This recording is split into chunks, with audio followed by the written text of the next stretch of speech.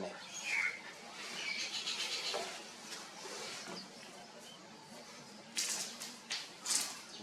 cậu đỏ sạt đỏ nó mệt thì sẽ nỉa thọt rồi record rồi này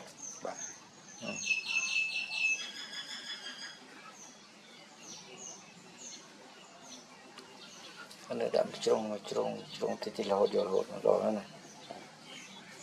first come here in third ya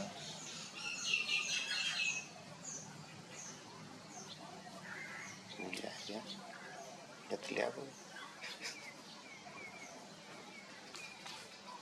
em nỉa tem khởi mà tầm em một cái màu mùi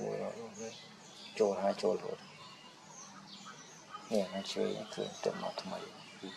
anh nói yang mùi sáng sáng để màu tùng cái là được tùng lên nữa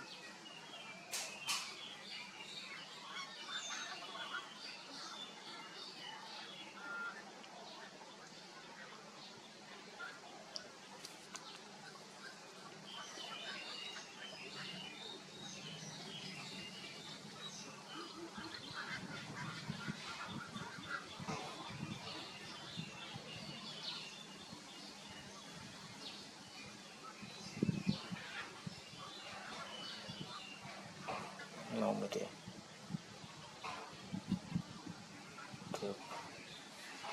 để tròn nụ đừng có vẻ